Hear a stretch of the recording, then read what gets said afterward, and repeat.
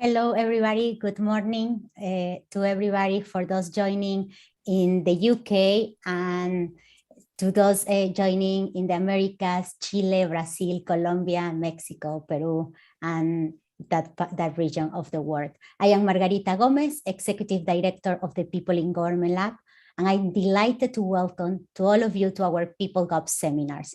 Today we will talk about the future of work in public organizations. In the first part of the seminar, we will present and discuss some of the main findings of the research that we have been doing regarding remote work in public organizations. And after that, we will have a roundtable with representatives of governments in UK, Brazil, Chile, and other autonomous agencies in these countries. To give the opening remarks and to start the conversation, I am delighted to invite Professor Nairi Woods, Dean of the Blavatnik School of Government, and Mr. Alejandro Weber, Undersecretary of Finance at the Government of Chile. Nairi Woods, please. The floor is yours. Hello, and let me echo Margarita's welcome to the Blavatnik School of Government. COVID-19 has had a huge impact on every public service in the world. In country after country, the actions of government, the actions of the public service have been critical to saving lives, to containing the virus, and to giving communities enough assurance that it's worth them both taking measures and then restarting their economies because the government is going to act in the collective interest. But the trust that's been created is in parts fragile. As COVID has gone on, people's trust in many places has worn down. And I think it really highlights how absolutely vital the public sector is, how vital the public sector workforce is, but also how at this moment, it's a fragile workforce. And two contextual factors I think are worth bearing in mind on this. The first is what people are calling the Great Resignation. The fact that the period of COVID had so many people around the world reassess their lives, reassess what's important to them. And on one calculation, some 40% of employees in the United States are thinking about resigning their jobs, even when they don't have another job to go to. That's really important for every employer in the world, including the public sector. I think a second feature of the post-COVID world, which transforms the public sector, is the huge loss of social capital that every agency, every company, every university, every public sector agency has suffered. In other words, people have lost the habit of working together, literally, physically, in the same place, and working life on Zoom and teleworking has become too transactional. And so what we're seeing is what some are calling a huge social capital gap and a need to reinvest in the social capital that helps people work together, not just transactionally, but to have fun together, to interact as human beings joyfully, to achieve great purposes together. And then finally, one of the upshots of COVID is in so many countries, a massive expenditure. The IMF in their latest report highlight that by November 2020, governments around the world had spent $11.7 trillion in fiscal support. And in many countries, that huge fiscal support is now going to be followed by a period of questioning every item of government expenditure. Some governments are going to have to contract their public spending, and that's going to cause huge challenges for the public sector. So in that context, the good news is that nobody is in any doubt that government matters, that the public service matters, that purposeful work matters, and all of that is to the advantage of the public sector. On the other hand, there's going to be a huge revivification of social capital, a huge thinking about new ways of working and how government can be responsive, can be mission-driven and effective, but somehow in many places on a smaller budget. And in that context, I am so thrilled to see this team in the People Gov Lab here at the Blavatnik School they picked up so quickly during COVID, the trend in teleworking across the world, and threw themselves at analyzing it, at collecting data, at really probing what works and what doesn't work in teleworking, and how can the public sector take that knowledge and take it forward post-COVID to build a really terrific, responsive, effective public sector. So my thanks go hugely to the team that's taking forward this research. I'm so looking forward to hearing some of the early findings. And let me finish by saying how delighted I am to be sharing a stage with Alejandro Weber, the Undersecretary from Chile, and how much I look forward to your remarks as well. Thank you very much. Thank you, Nairi. Alejandro, please. Thank you, Nairi. Thank you, Margarita. It's nice to see you. And thank you very much for this invitation. It's a pleasure for me to be here with you and to talk just a little about future of work in public organizations. So thank you very much to the Oxford University for this invitation.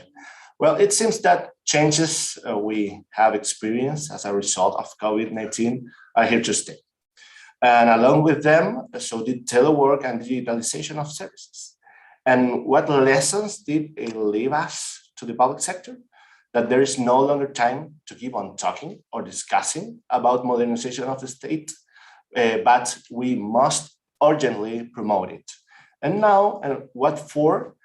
To be able to offer a better public service to citizens in education, transportation, and health care, and so on, to the citizens whose demands and expectations are growing. In Chile, as many other countries in the world, we're experiencing an accelerated digitalization of the economy, and the state and public service organization is also facing this challenge due to the need to serve users remotely to protect their health and also ours.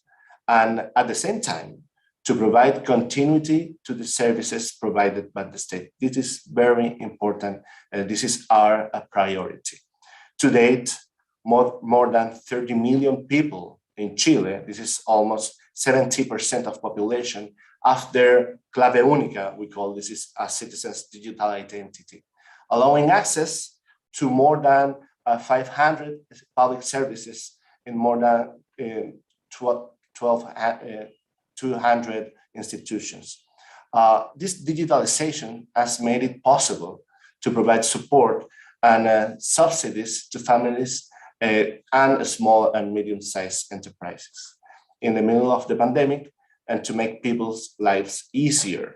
Currently, 74% of central government procedures are available online. Along with this, we had to adapt to remote work. Even though we do not have in our country a regulation that allows it, and only a few public services have promoted this kind of work. In Chile, before the pandemic, only 4 public institutions among 200 that exist in the country were authorized by law for their employees and civil servants to telework. At the peak of the pandemic, this was April 2020, discounting the health sector, about 50% of public employees worked from home. For this, we had to use a transitory regulation that allowed and made it possible due to the constitutional state of emergency. During this pandemic, it has been demonstrated that many state agencies can operate remotely and provide a proper service to the citizens. At the same time, and on the other hand, other agencies require on-site work due to the nature of their functions. For example, those who deliver medicines, care for the elders, payment of pensions, health benefits, and so on. Nowadays, to pretend that we can continue without proper regulation for telework is almost impossible. It would be to deny the evolution of work, technology, and social relations. The world has changed, and the public sector must be able to adapt to respond better to people's needs. There is also a lot of challenges to the public sector in terms, for example, of attracting talent. How will human capital be attracted to the state? That is a challenge that we must take on. And for that, we must have conditions that are just as attractive as those in the private sector, for example. That is why our challenges are to adapt public employment to the transformations of the global labor world. This would bring with it other benefits, such as more inclusive state, where people with reduced mobility, for example, can work in public services under equal conditions, bringing a geographical gap and allowing civil servants to collaborate in solving public problems from different parts of the country.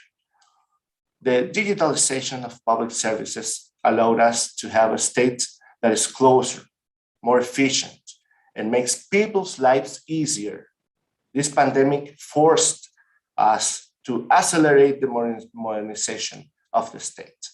Now we must strengthen it to respond in an agile way to the needs of citizens and build more trust between people and their institutions.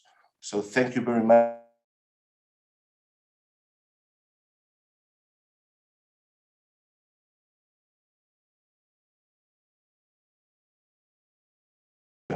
And how to create better services for the populations and build more trust between people and their institutions. Thank you very much. Thank you, Nairi and Alejandro, for this great opening. You both have raised key points for decision makers, public servants, academics, and also the private sector to account for when they're thinking about their recovery strategies in their countries or in their organizations. So some examples: fiscal constraints, lack of trust from citizens, ways of attracting talents to the public service, or even the well-being of the public service around the world. I will now gladly introduce the first panel of this event. As already mentioned, the COVID pandemic has imposed teleworking on many public servants around the world, and governments were forced to quickly implement teleworking strategies to ensure that the public services continue to be delivered under those extraordinary conditions. Obviously, that implementation did not come without challenges. Leaders needed to adapt their management practices. Public servants needed to adapt to different workspaces, many times with simultaneous child or elderly caring responsibilities. Certain groups, they were certainly more affected than others, such as the case of women.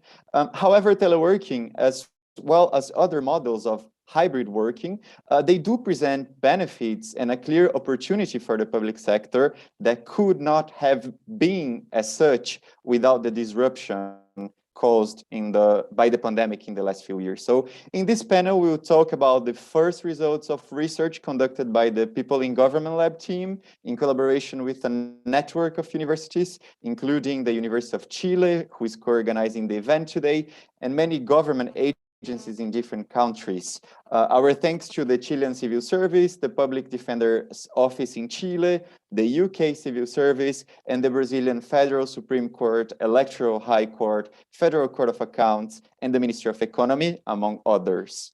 Presenting the results, we will have as our speakers for this panel, Margarita Gomez, who is the Executive Director of the People in Government Lab at the Blavatnik School of Government, which is an innovation in government project aiming to improve people's motivation, responsiveness, and effectiveness in the public sector.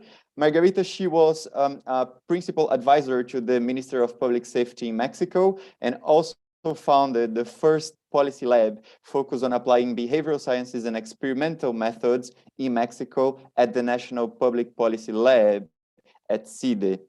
And also Javier Fanzalida, who is a postdoctoral fellow at the People in Government Lab, here also at the Blavatnik School of Government. He's also an assistant professor of public management and public policy at the University of Chile. And the research projects Javier works regularly involve close collaboration with public agencies and international organizations, such as the Inter-American Development Bank, the International Labour Organization, and UNICEF. Some of his recent initiatives are related to teleworking in the public sector, government occupations automation potential, and subnational governments management and finance. Just a bit on the dynamics of this panel. Please feel free to answer any kind of questions using the Q&A session function on Zoom. We will have a Q&A session right after the presentation of the speakers, and we are really happy to move on with this discussion. Margarita, the floor is yours.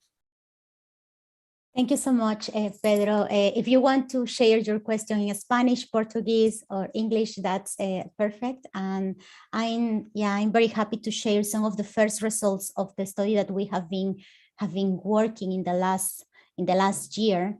And to start the conversation, I would like just to share how do we started to focus on remote work and what motivate us and the relevance of the study that we are doing.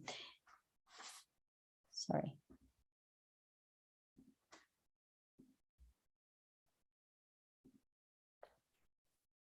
So as many of us live at the onset of the pandemic, our life changed completely. We adapted different preventing measures to protect from the virus. We changed the way that we were living, and one of the biggest changes that we face in every sector was starting to moving from working in the office to work at home. And this was a huge challenge for every organizations, and the public sector wasn't the exception. We saw that at the beginning, at the onset of the pandemic, around 80% of public employees across the world moved to work to home, some of them with a very few training and before on working remotely. At the same time, they were coping with this with the challenge of the pandemic. When the pandemic started, we were already talking with governments to identify some potential projects that we work together. And one of the key questions that was coming out was, how can we cope with this new challenge that we are facing? How can we keep, I remember that we have a conversation, Alejandro, at that moment about the potential challenges that working remotely will put to public organizations such as employee engagement, job satisfaction, motivation, and together with different units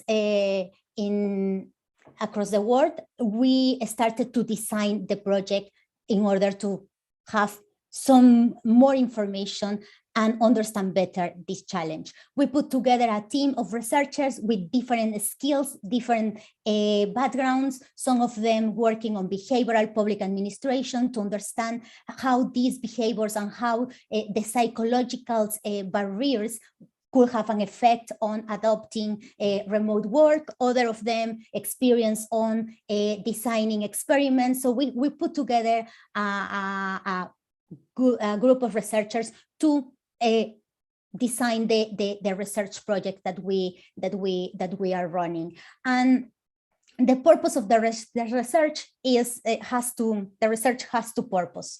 One is understand better the challenges, the benefits, and the preferences of public employees regarding remote work.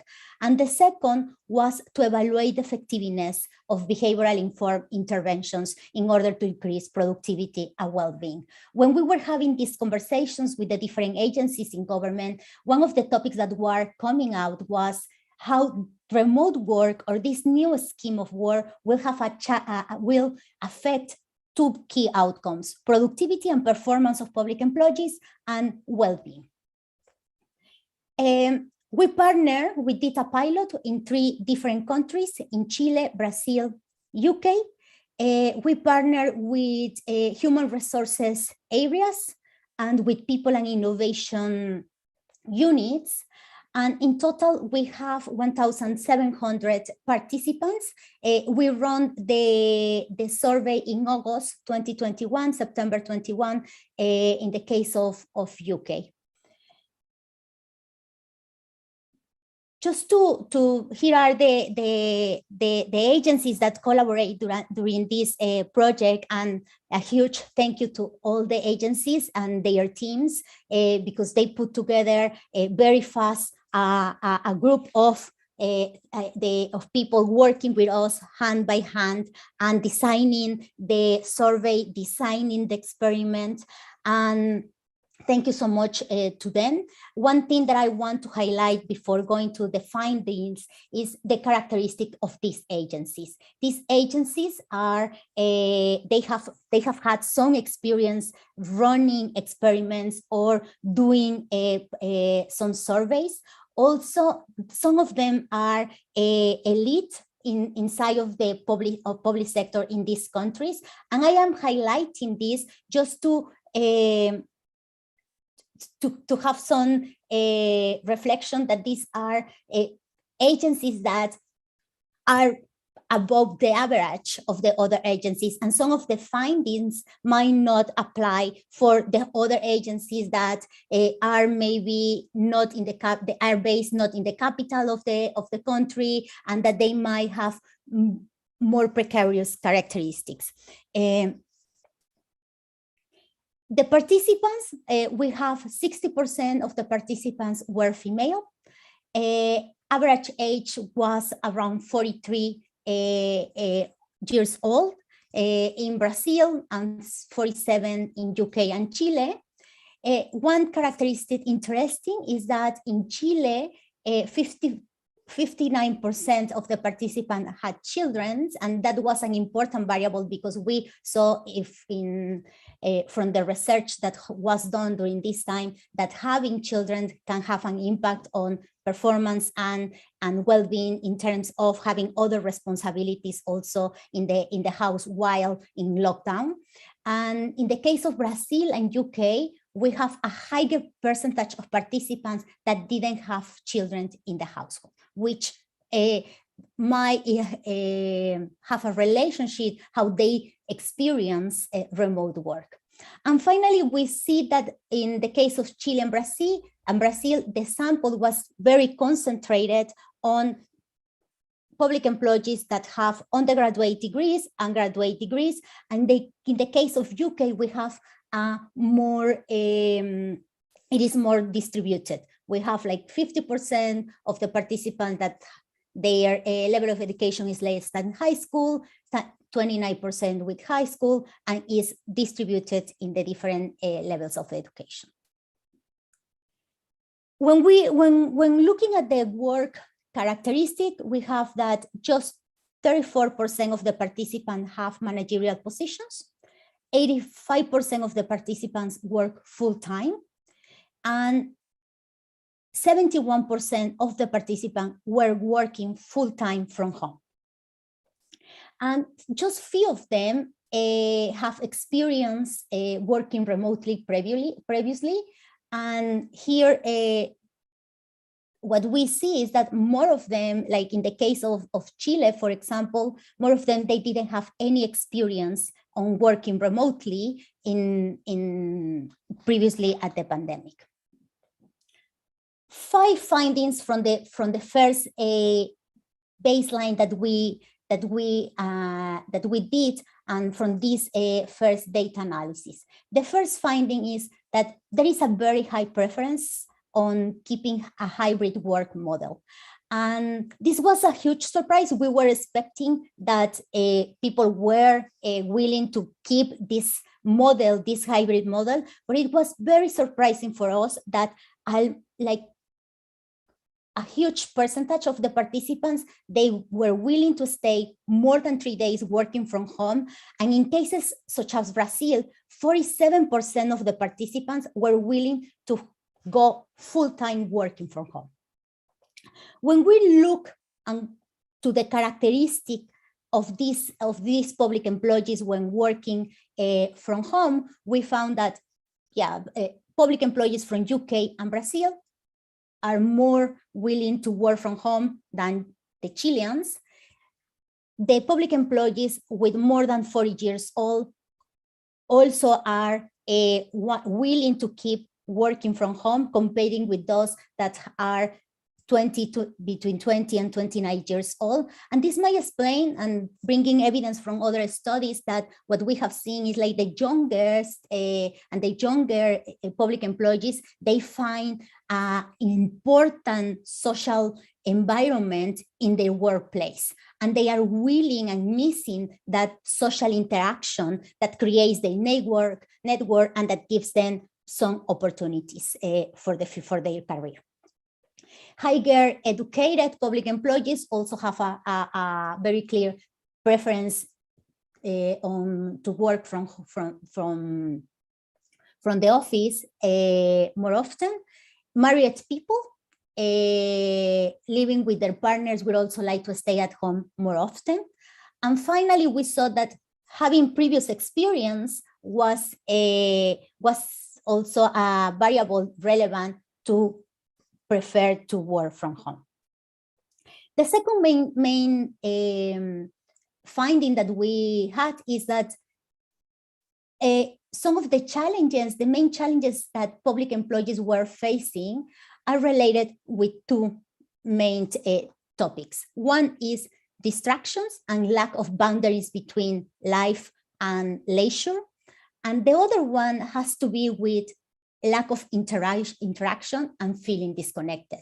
This is very clear in the case of UK, where 60% of the participants express feeling that disconnection and also this lack of human interaction, which is interesting when we compare the preferences, the very high preferences to stay at home and continue working from home, and when we also see these challenges that they are facing. And just connecting with the opening remarks that Professor Nairi was doing, there is an erosion, or there is a lack of the social capital that we can see, but people have already get used to working from home, and we need to build and make public organizations spaces more attractive and give also like more meaning in order to incentivize these public employees to come back to the office. The third finding that we had from the data is that according with the self-report from the public employees, there is not a decrease in the productivity. We can see that in the case of Brazil and UK, there is a slightly increase in productivity.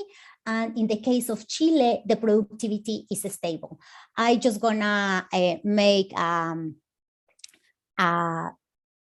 a remark here that this is self-report productivity. We need to compare with administrative data in order to see if this productivity is stable or increase according with the administrative data. When we look at the issues that public employees face, the productivity issues that they face, they were minimal according with the survey. They were minimal and very light, but again, we can see here some low energy motivation and low memory and concentration, and very high level of anxiety and irritability, mainly in the case of Brazil.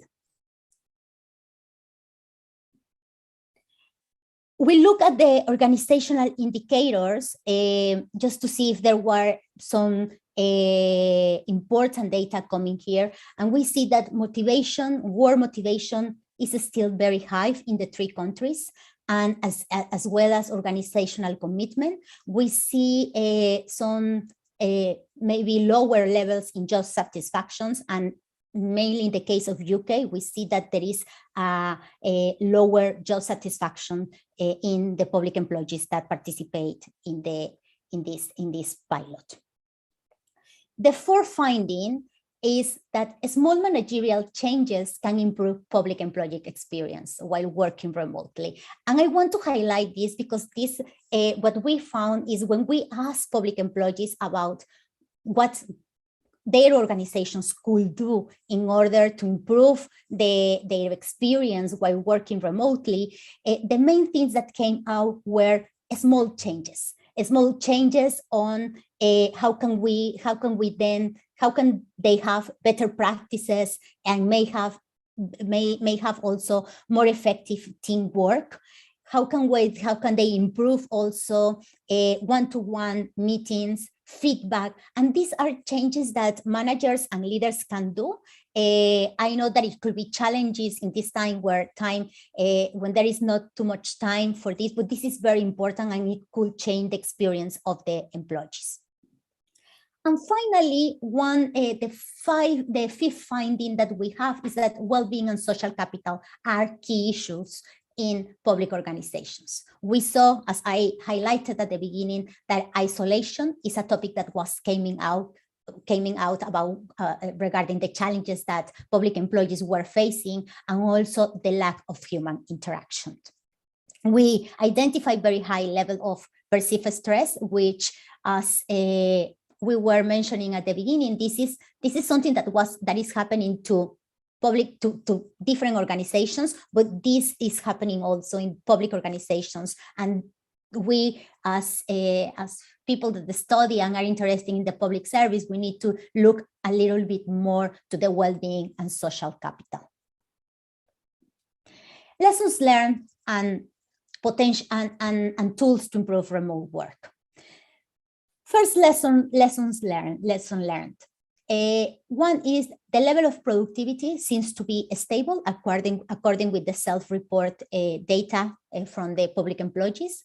In the topic about well-being, we need to explore more to understand what is the relationship between remote work and well-being, and also what was the effect of the pandemic during this time. So now everything is very messy, and there are many variables that influence the well-being. So we need to explore more and to understand better and to identify key strategies to build this social capital and improve the well-being of public employees. Regarding the preferences of the hybrid model, as I mentioned, there is a clear preference to having a hybrid model, but there is not a key recipe of how to do this. And in this, for this, we need data, and we need to understand better how teams work and what are the nature of the jobs in order to identify the right arrangements for working in a hybrid model. And these new models of work require different strategies. They're required to implement important changes inside of public organizations, and I'm going to highlight three. One, different type of leaders that can give more autonomy, that can trust and give and trust their teams, that also show appreciations for their team. Second one is organizational support. And the organizational support is not just about infrastructure, technology, technical skills. It's also about well-being and building the social capital and trust inside of the organizations.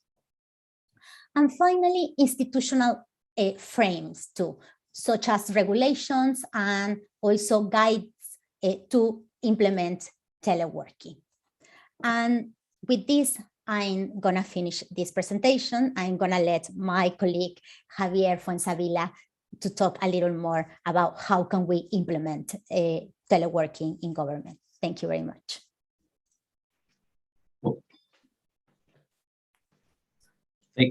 Thank you so much, Margarita. So I will just talk a little bit about how to, hopefully you can see my screen, right? Okay, so what I will talk about, it's about how to develop telework in the public service. We have, after this panel, an interesting panel with civil service authorities, public leaders, public senior executives in public service. So one challenge is, well, if you would like to actually implement or develop telework programs or policies in the public sector or into organizations, well, how you are going to do it? It has been said, so I will not spend too much time on this, but just in terms of statistics and certain evidence, according to the Eurofund, the public administration is actually one of the sectors that in which higher with higher telework penetration during the COVID. But the problem is that at governments, most people and organizations did not have enough preparation for teleworking. And just some certain countries with established, there were some countries with established policies and procedures to telework in the public sector, such as the US, the UK, Colombia, in the case of Latin America. And well, we had been just told by all the previous speakers, Alejandro, Nairi, and Margarita, that government telework arrangements will somehow continue, perhaps not in the same form or in the same format that we have experienced so far, but perhaps in any hybrid models. So this is a fact, okay? So just driven by this motivation, what we did with colleagues from the Oxford and the University of Chile, we produced a telework manual for public organizations. I know that there are some manuals elsewhere, so we actually considered those manuals and tried to adapt those manuals to the public sector context. Actually, we used 20 telework manuals from the US, from the UK, Australia, Colombia, Argentina, Costa Rica, Chile, and Spain. And we also rely and collect data, qualitative and quantitative data from various public organizations with and without previous telework experience. This project was funded by the Inter-American Development Bank, by the International Labour Organization, and the National Research and Development Agency of Chile. We were a team of researchers, interdisciplinary team of these researchers. I just would like to acknowledge the incredible work that Tomás Soto, Jimena Pizarro, Macarena, and all their colleagues did. So it's not my work, it's teamwork. So before presenting some insights on how to develop telework in public organizations, I just would like to make some prior considerations. It's very hard to assimilate a robust telework policy or program to the remote work experience that was motivated by the COVID-19 pandemic. They are different contexts, different challenges, different degrees of maturity at organizations. So it's very important to distinguish those. And actually, this is also one motivation for this seminar and for presenting this kind of evidence to you. We also know that each government presents, it could be very different in terms of the institutional settings, and also public organizations might have singular characteristics. So please don't consider these tips as for every context, and please just you can just select what you consider that might be important. We center in the manual that we prepare at the organizational level. So we center on that level, and do not consider, please, this as a to-do list. We strongly suggest a systems approach, just to interpret the recommendations that we will follow. Well, one important question to start any telework program at agencies, it's what do you want to achieve with a telework program? And we have certain, I wouldn't say steps, but major considerations that you would like to address. The first is analyzing the strategy. So you have to prepare the strategy for developing a telework program. There is one also main important consideration is the assessment of basic conditions at your own agencies in order to be prepared for the telework that will come. It's important also to develop a coordination and organizational structures formally and acknowledge them formally before preparing your organization for developing telework, a telework program. And then you have to formalize that in an implementation plan. And finally, there is the monitoring and the assessment of the telework program. So in terms of what do we want to achieve with the telework program, there are certain principles that will base or will drive or motivate your telework. I'm not talking about the telework that was motivated by the COVID-19. I'm just mainly talking about the telework that will come afterwards, and you perhaps with more degrees of agency and control you might want to produce and develop. Some examples about the principles is telework could be voluntary and flexible or not, could be respectful of private life, keeping the same labor rights for teleworkers and non-teleworkers. That might be a problem into agencies. It should protect personal and organizational information, and also protect government's workers' rights, health and safety, and it should be regulated via formal agreements. Again, you also have to establish clearly what the goals of the telework will be.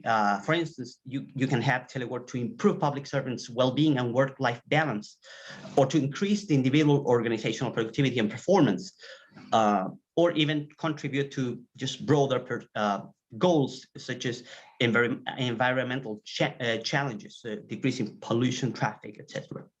It's really important when you would like to develop a telework program, try to link the goals to the agencies and the organizational goals that in the agency or an organizational setting in which the telework program will take place.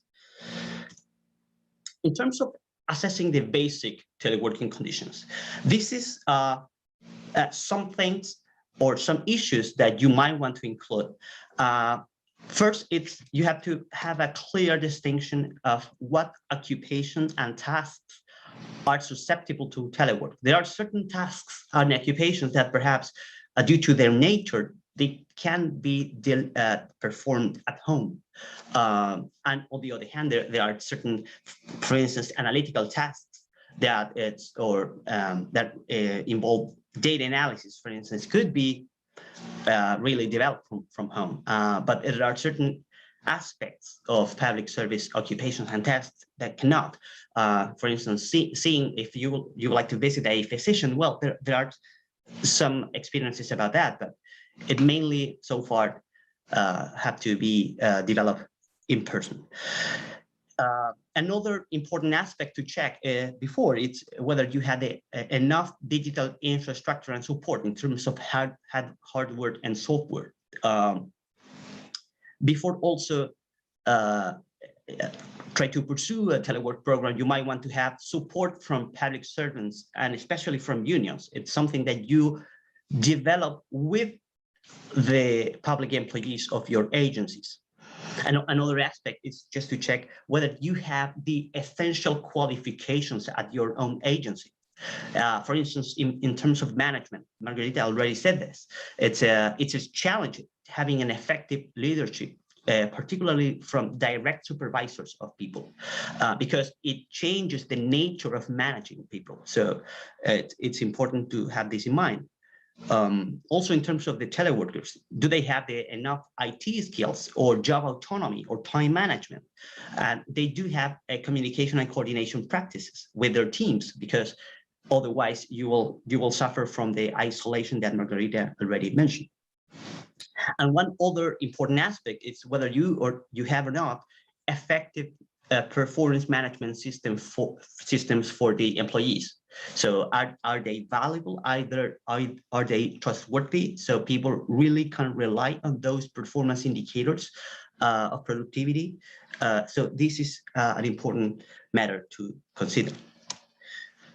In terms of coordination and organizational structures, well, the experiences across the world, they vary, but usually there is a telework coordinator per each agency. So that's an important figure to keep in mind. There should be a person to be responsible to lead, manage the telework activities. Hopefully, that person should have direct access to the head of each agency. This is another suggestion, but we would like to suggest this, especially when you would like to start telework programs at agency or restart in the case of the telework programs that will come after the pandemic. It's important to have perhaps a telework committee. And the telework committee should be at least composed by communication professionals, top management, representatives of the agency, senior managers, and workers' representatives.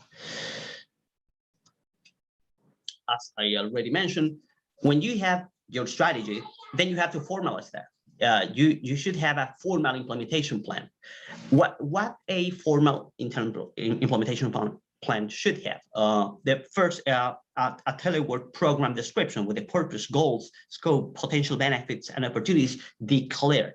So if you formalize that, all people will understand the same, and there will be disseminated in your agency. It's also important in the plan to acknowledge and try to, of course, to manage and try to establish which previous activities before running the telework program should be pursued. And then you can order them in terms of sequence and deadlines, right? What needs to be adjusted at the organizations before pursuing a telework program? For instance, training supervisors, training leaders, IT skills, getting the IT skills needed to develop a telework program. Another aspect, it's try to clearly establish who will be responsible for what and who will be in charge of certain decisions that will come after or during the telework program implementation. Also, you can declare the main processes and activities involved in the telework program implementation. Just to mention, for instance, the teleworkers selection, induction, monitoring, support, and their return. How they are going to return in case they will no longer want to telework. That's a possibility, and that's a right, of course, that should be protected for public service workers. And then you have the evaluation plan. So how you are going to evaluate your telework program. And then, of course, this should be linked to the telework program goals, and you have to clearly define what their performance indicators should be used. In terms of the monitoring and assessing the telework, this should, of course, as I already mentioned, should be linked to the telework goals that could be previously declared or could be emergent. And we strongly encourage and suggest to systematically follow and monitor what is happening with telework programs, especially because, as I already mentioned before, this is an innovation. So as an innovation, we are learning collaboratively, and we are learning as we are producing and developing the telework program.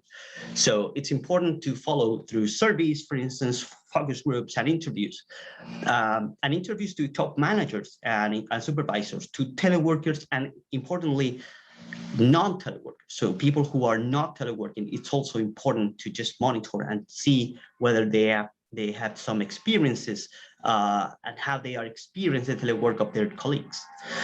Also, union representatives, it's important. Once you have information about the monitoring and the evaluation, it's really important to disseminate those results and manage and make decisions according to those results. So this is usually a problem with performance management, right? So usually people think that performance management ends when you collect and you analyze the information, but performance management implies that you actually will do something with the performance indicators, performance metrics that are produced by performance management systems. So you have to manage accordingly, considering the results. Just Margarita mentioned this, so I wouldn't like to spend too much time on this because I'm running a little bit out of time. But there are certain challenges that you have to be careful about when implementing telework. There are blurred boundaries between people's work and life. Actually, there are a lot of evidence that telework can accentuate gender disparities. So you have to manage that and be very aware about this as a potential risk. A new type of leadership is required. So in this case, the transactional leadership perhaps is no longer useful. And you have telework involves a radical transformation in communication and coordination dynamics. There are some potential risks for performance and productivity at the organization. And also there are risks for workers' health and safety. For instance, Margarita already mentioned that actually we have found that workplace isolation is a risk. It could be a risk. So physical overburden, for instance, also could be a risk. So these are just some insights to keep in mind based on evidence and based on the manual of telework that we are producing. Just to keep in mind if you would like to reinitiate, re-inaugurate, or relaunch telework programs at your own agencies. Thank you so much. Thank you, Javier. We have a different set of questions in the Q&A function, and because we're running a bit out of time, I'm going to ask if the speakers can respond to them in written form. That would be really fantastic. But before we leave, I would like to finish. It's a question, but I want you to answer very straightforwardly in a few sentences. If you have to recommend something for governments who are currently defining their new remote work policies, what would it be from a very practical perspective and based on what you've learned from evidence? If any of you wants to jump, please do feel free.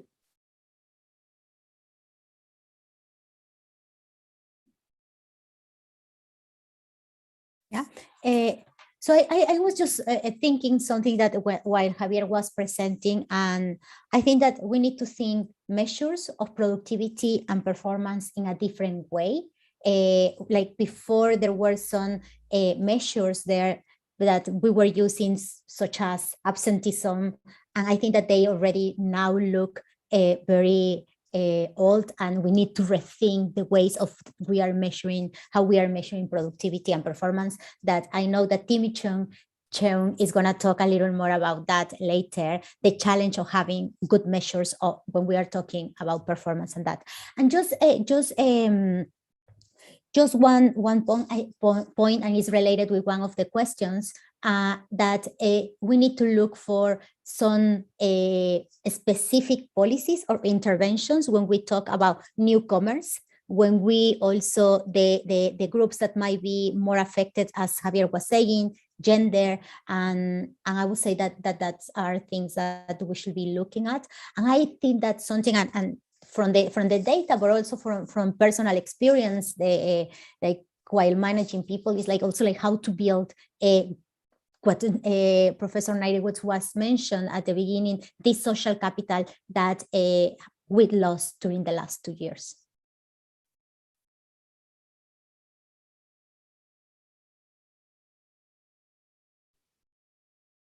Javier, any final thoughts? Yes, I would like to just offer some remarks on the idea that, on two ideas, basically.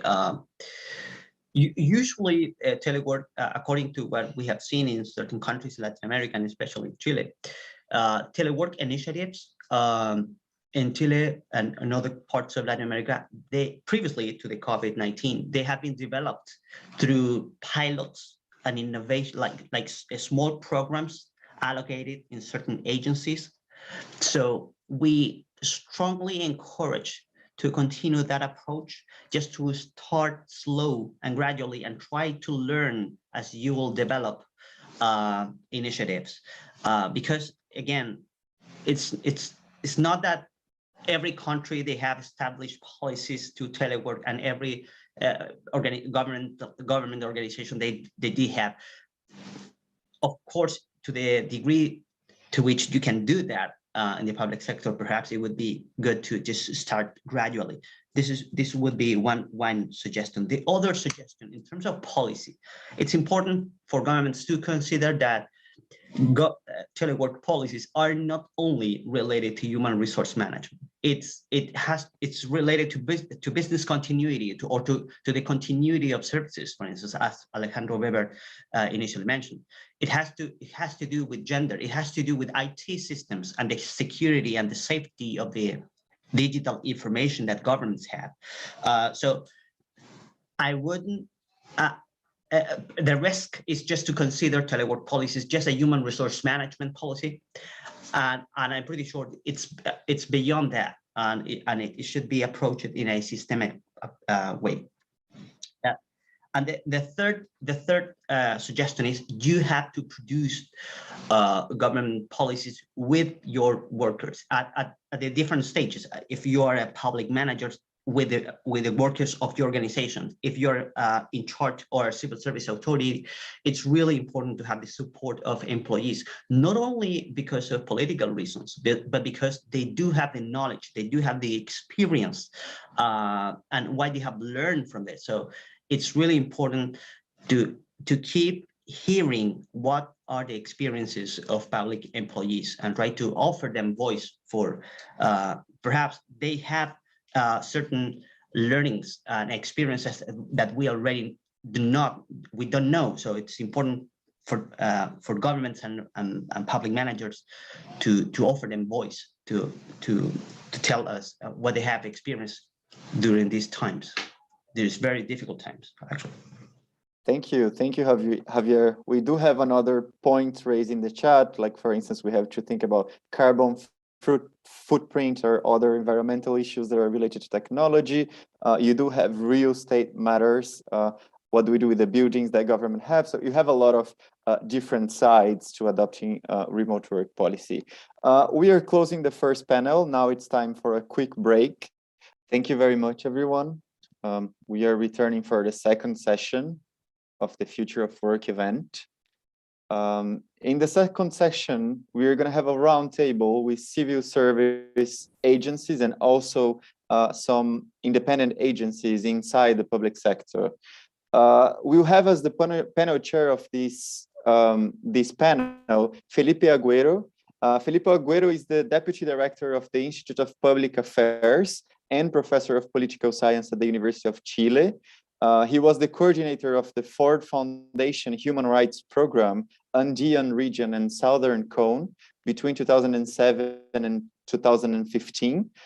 He was also previously an associate professor at the School of International Affairs at the University of Miami, an assistant and associate professor at the Department of Political Science at Ohio State University in the US. He holds an MA and a PhD in political science from Duke University. Felipe, please feel free to start the panel.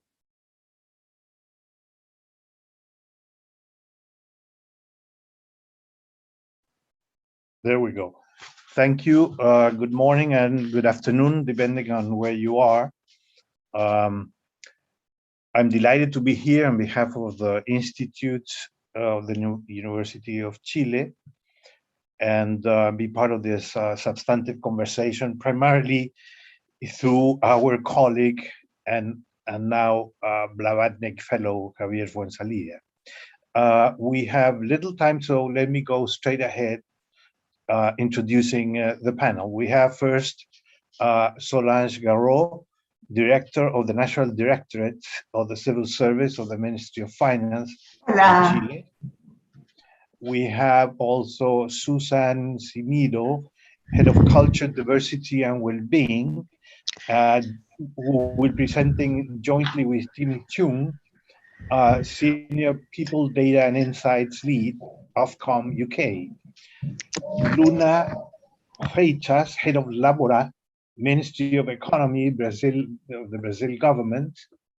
And finally, Sam Knott, researcher, digital and data innovation researcher at the London Office of Technology and Innovation. The panel will be split in two parts. In the first part, presenters will address the question, what are the lessons learned from adopting remote work and hybrid work arrangements in the public sector? What works and what does not work? In the second part, you will be addressing challenges facing the future. In the first part, then you will have each team or each presenter will have only 4 minutes to present. And I will stop you there. And then we will have at the end of all the panel, the question of answers, Q&A session, the Q&A section. So to go straight ahead then, Solange Garraud, the floor is yours.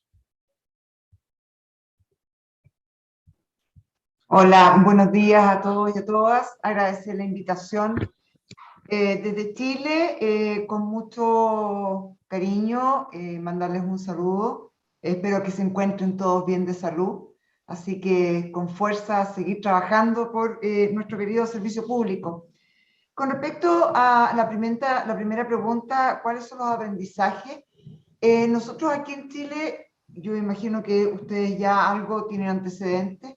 Tenemos dos sistemas como de teletrabajo funcionando. Uno que viene desde el año 2016, que responde a procesos planificados, ¿cierto? Y evaluados con condiciones mínimas, en el cual los servicios postulan de una manera bastante ordenada y a través de programas o planes pilotos han empezado algunos de estos servicios. A nosotros nos toca el próximo año. Vamos a empezar entonces a teletrabajar algunas funciones. En ese sentido, las organizaciones que ya han emprendido este camino con anterioridad, de alguna manera, ¿qué es lo que ellos nos comentan a nosotros? Nos comentan que básicamente primero debemos pensar en que se teletrabajan funciones y no cargos. Nosotros todavía tenemos una estructura bastante asimilada al cargo, y el cargo es la persona. Hay que ser un poco más transversal y hablar de funciones y no cargos. En otro sentido, hay una importante inversión en términos de gestión y de recursos que se necesitan para avanzar en estos procesos de teletrabajo. Recursos económicos, recursos físicos, en términos de poder garantizar ciertas condiciones que estén en el lugar donde las personas van a teletrabajar, que repliquen las que están en los lugares físicos de trabajo de los servicios. Luego, la necesidad de definición de métricas previas, métricas durante y métricas después del ejercicio piloto, que de alguna manera nos permitan responder, yo creo que a una de las preguntas que se ha generado básicamente en los distintos ejercicios que se hacen de trabajo, tanto estos que son planificados como aquellos que hemos tenido que enfrentar en la emergencia. ¿Qué pasa con el necesario equilibrio entre teletrabajo y productividad? ¿Qué pasa con el necesario equilibrio entre teletrabajo e innovación? Yo creo que por ahí un poco es la línea editorial que cruza las distintas experiencias. Finalmente, como siempre, las personas son protagonistas y en ese punto específicamente hay que trabajar y analizar, y también como un resultado bastante interesante de la experiencia, cuáles son las habilidades y también las condiciones necesarias que las personas tienen que tener para poder desempeñar este teletrabajo. En nuestros países, según un último estudio, era muy bajo el porcentaje de las personas que tenían acceso a Internet. Y de eso nos dimos cuenta cuando tuvimos que irnos a la casa. Y ahí empezamos a ver la precariedad, especialmente aquellas personas que viven fuera de las zonas más bien urbanas, en las zonas rurales, el poco acceso. Y eso limita muchas de las acciones que se puedan hacer. También es necesario promover absolutamente expectativas realistas. No todas las personas van a poder teletrabajar. Y desde ese punto de vista es importante estos ejercicios que se hacen en términos planificados.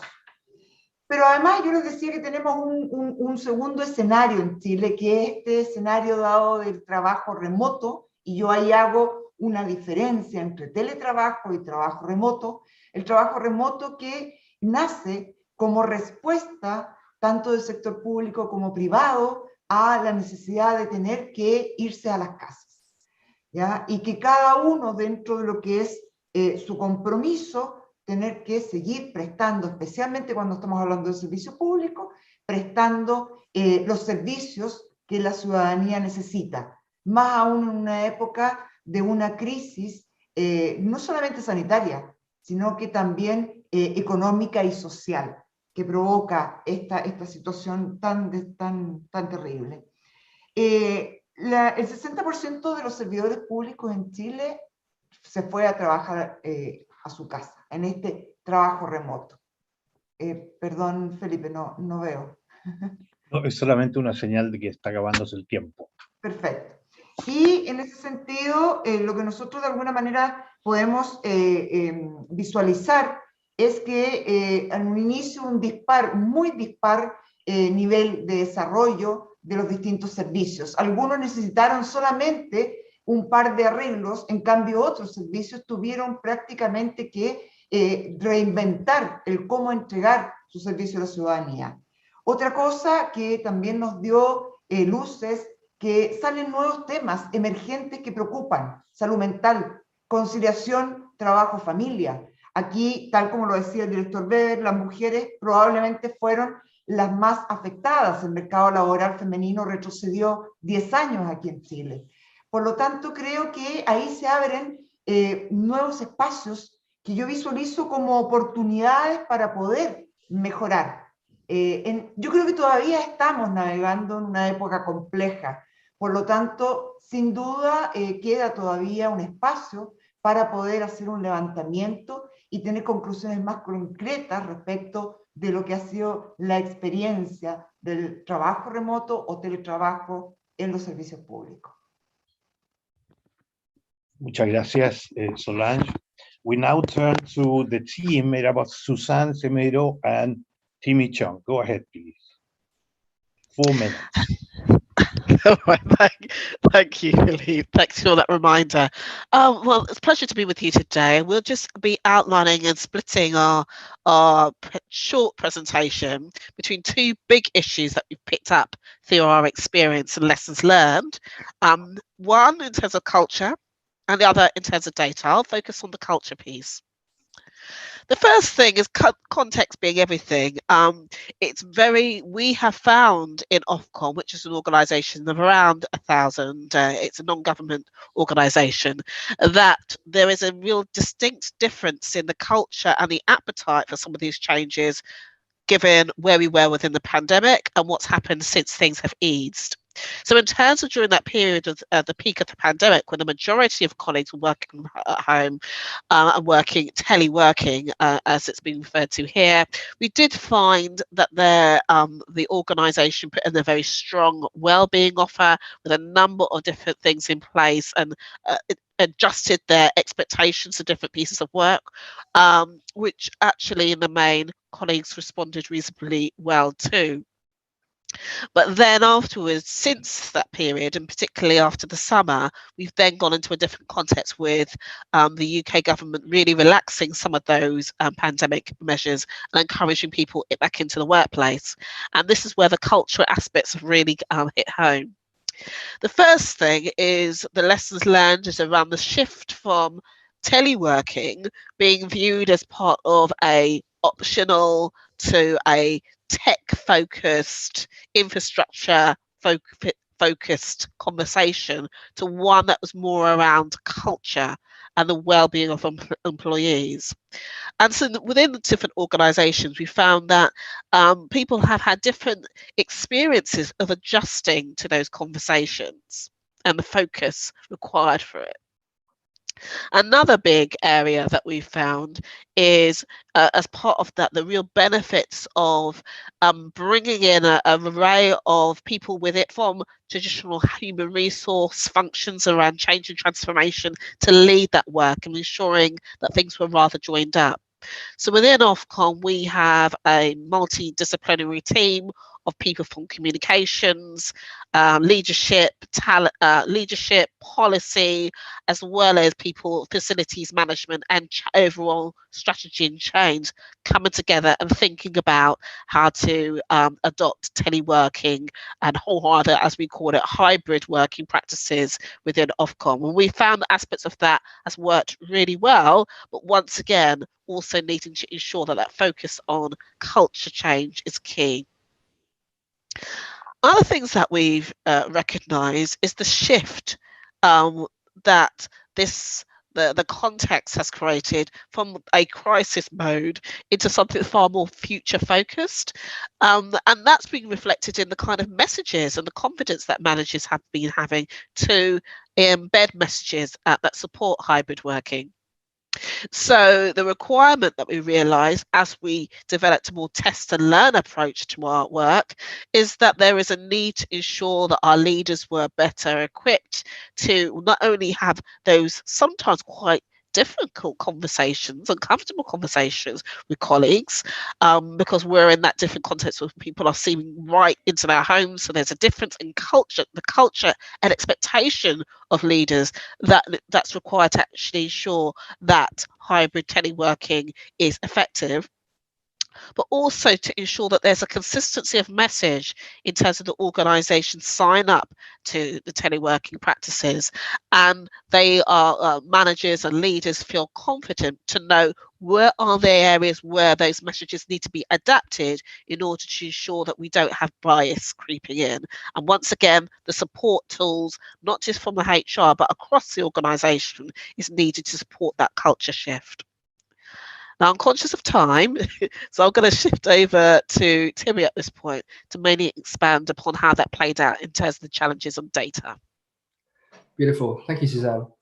Timmy, you're really out of time, so you need to be very short here now. I'll do my best, Felipe. I'll do my best.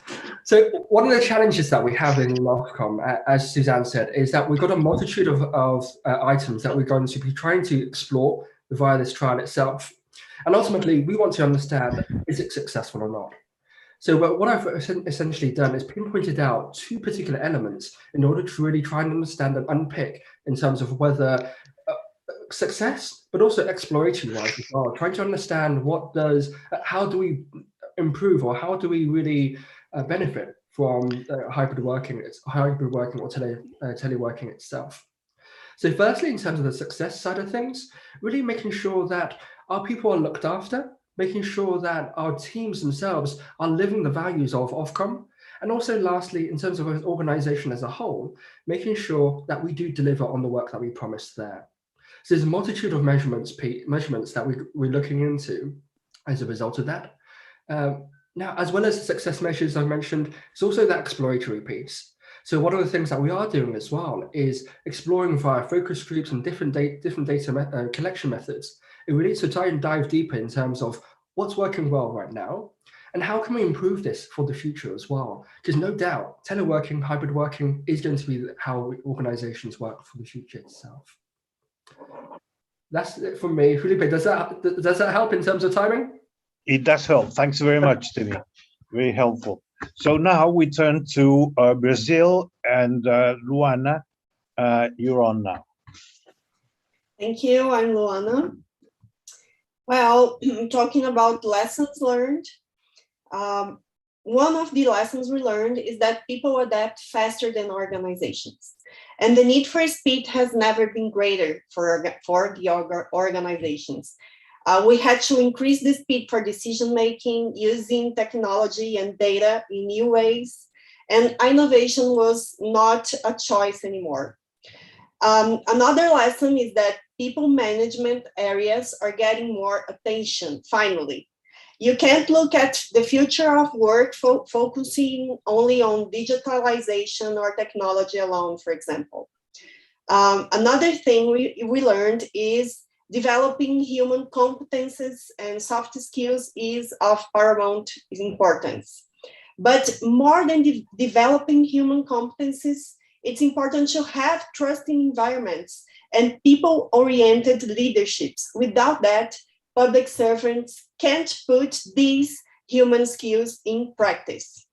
And for that to happen, we have learned to focus on practices such as recognizing excellences, give people more autonomy and discretion in how they do their work. People, of course, people must understand what to do, and most importantly, why they do what they do. But if you tell people exactly how they have to work remotely, for example, you undermine innovation and creative liberty. So remote work exposed these challenges, especially in areas that didn't have trusting environments. But I believe that it shows an opportunity, and we learned a lot from that. It is an opportunity to change, to intentionally build relationships. This was very important, especially in the pandemics, to show vulnerability and to be authentic, to ask for help, and many people needed help during the pandemic, and counted on their colleagues for that. We have learned it's not possible to separate a professional life from a personal life.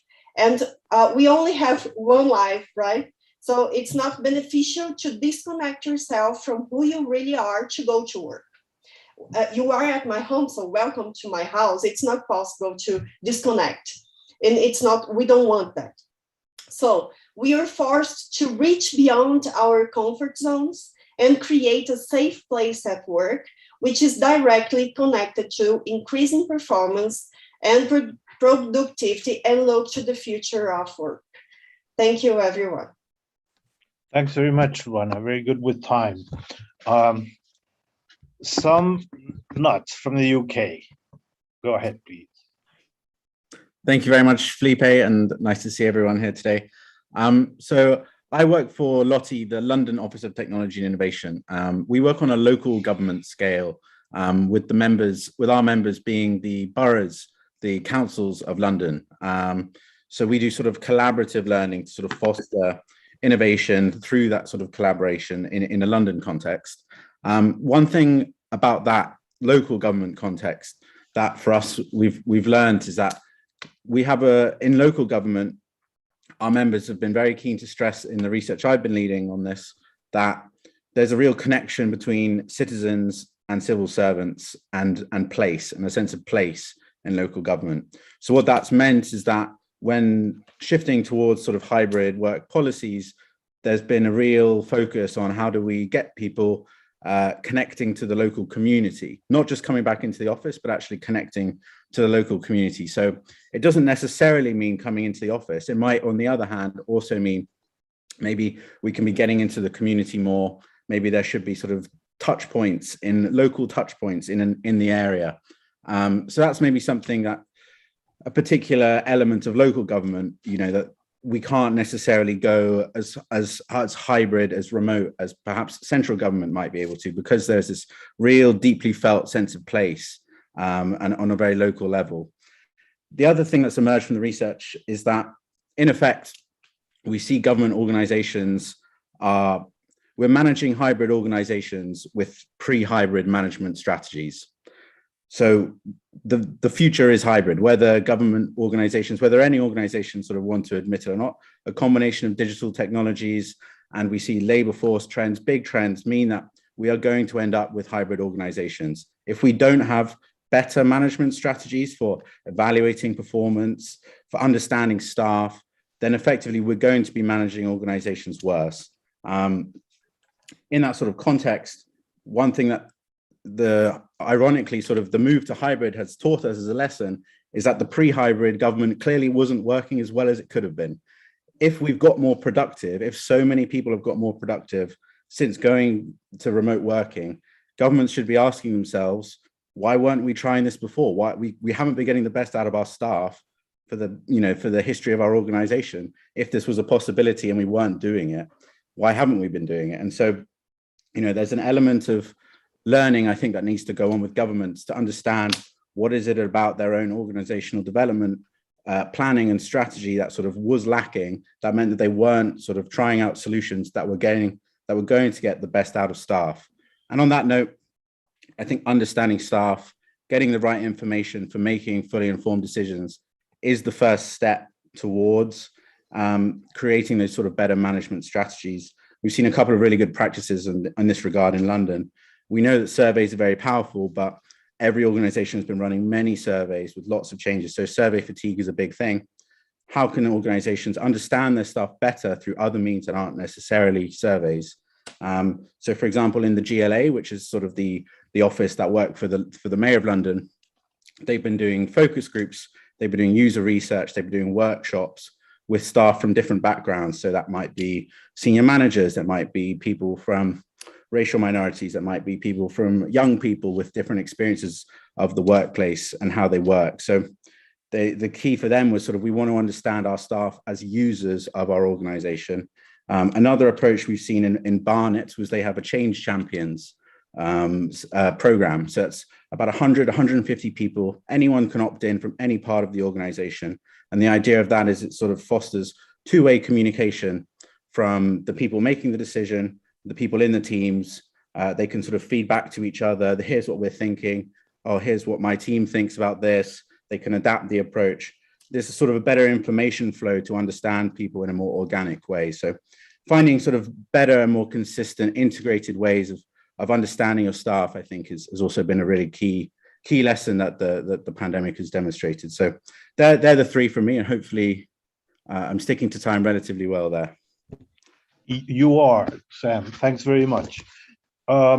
We will encourage, we're encouraging people in the audience to submit questions in the appropriate box below in your screens, and we will be taking them up at the end of the session. You all have highlighted very interesting points that connect very nicely with the previous presentations by Margarita and Javier. Solange made important distinctions to bring forth, such as that between functions and positions, and that would be an important point to elaborate looking forward, as well as her distinction between telework and remote work that we should pick up also in terms of the challenges for the future. Suzanne and Timmy very broadly emphasize all the cultural dimensions that are involved in this process, that Luana also addressed in terms of the connections between the work environment and the opportunities for change and innovation, bringing in the personal, the contextual environment in which people do their work.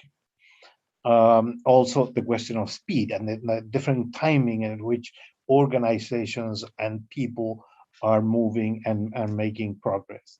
And some very nicely also defined the hybrid nature of the future that we will be confronting. The future is hybrid. And on that point, this is a very important, very critical question to address. Then the next question that I will ask you to address, which is, what are the current challenges and how should governments be preparing for the future? Again, 4 minutes for each team, please. Solange, go ahead. Muchas gracias, Felipe. Bueno, los desafíos actuales, yo creo que en términos de lo que es el escenario chileno, formalizar estrategias de teletrabajo. No existe hoy día una ley que nos facilite ese tema. Nuestra Contraloría General de la República, que es el organismo que de alguna forma se pronuncia respecto de la pertinencia de acciones legales, dio un permiso para que los jefes de servicio pudiesen organizar un trabajo remoto, pero ley de teletrabajo no existe. Por lo tanto, yo creo que tenemos varios aspectos. Una gestión normativa, que es lo que yo les decía, tratar de trabajar con una mirada de flexibilizar el empleo público, modernizar el empleo público. También una mirada normativa en términos de la reconversión, Probablemente cuando avancemos más en esto nos vamos a dar cuenta que hay funciones que no es que ya no sean relevantes, pero sí que toman un aspecto distinto. Por lo tanto, a lo mejor vamos a tener que hacer algunos esfuerzos de reconversión y eso está claramente ligado con un ámbito normativo. La redefinición también. Hay servicios que han tenido que redefinir un poco cuál es su foco. Y la incorporación de tecnología, la incorporación o subirse a esta corriente de transformación digital los ha ido cambiando en el transcurso de casi 2 años que llevamos. Y finalmente, yo creo que hay un llamado general, tanto de la población como también de cada uno de los funcionarios, en quien yo debo reconocer un tremendo compromiso a la transparencia, a cuidar también los espacios en los cuales se podría un poco, al no tener un control inmediato de la persona, que es efectivamente lo que estamos más acostumbrados, lamentablemente, se abren espacios de poco control. Por lo tanto, también hoy día la transparencia debiera ser un aspecto relacionado con lo que es la gestión normativa. Luego tenemos la gestión de las personas. Yo creo que se ha hablado mucho de que las personas hoy día han sido protagonistas de esto. Yo reconocí el compromiso de los funcionarios públicos y en ese sentido creo que se han abierto un montón de oportunidades. Yo soy de aquellas personas que creen que las crisis abren oportunidades para poder avanzar y poder cambiar. Desde ese punto de vista, entonces, la capacitación es un tema realmente importante. La comunicación, o sea, nosotros hemos visto que los estados que tienen estrategias de comunicación bastante más abiertas, más inmediatas, logran mejores objetivos. Sin duda, la gestión del talento hoy día va a ser muy importante y de un talento tal vez nuevo. Por eso yo digo, falta todavía que el agua escurra y que veamos efectivamente lo que queda en el fondo. Pero nosotros también tenemos hoy día, como servicio civil, nosotros vemos el tema de alta dirección pública, ¿ya? Que es el ingreso a través del mérito de personas que puedan dirigir los destinos de los servicios.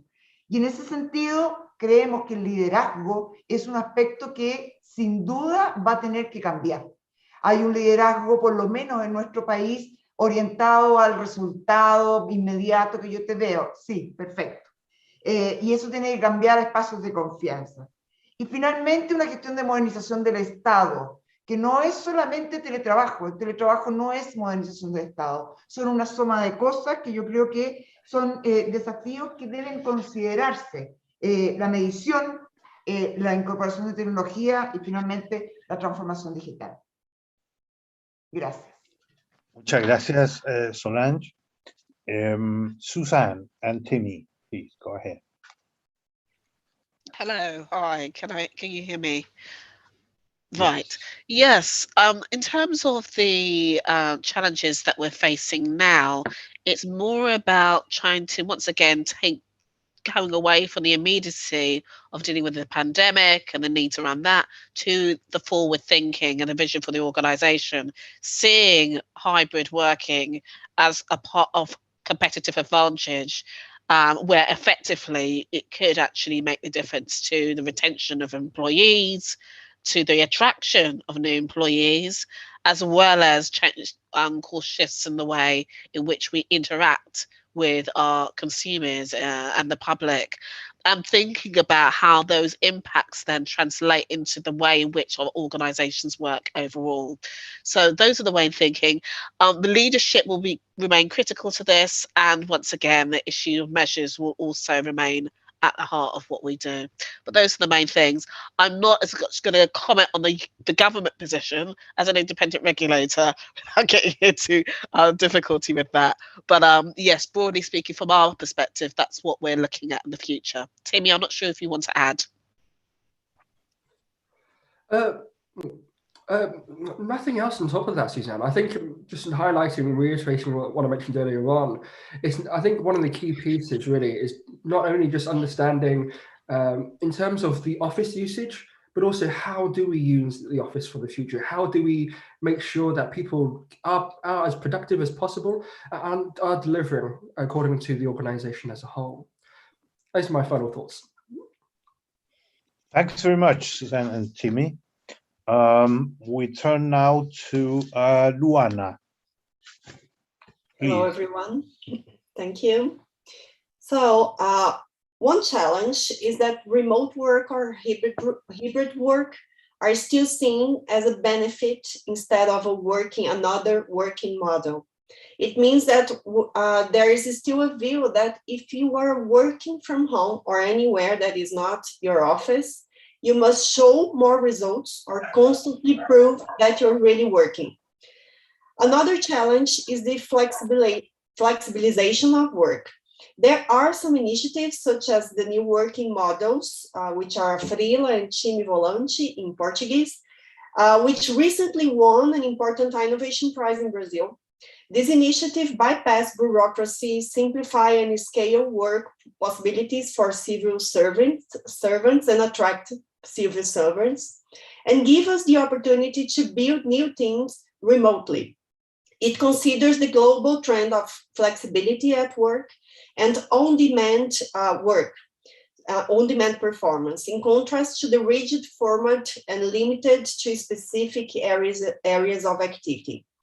It adapts the needs of public administration to the interests of public servants and the skills available, which reflects in greater engagement, motivation, and increased productivity. One last challenge is to see public servants as partners to create innovative solutions to the future of work. By seeing public servants as such, we empower them while making them a part of the solution. This develops a sense of responsibility and actively engage public servants in the process as a whole.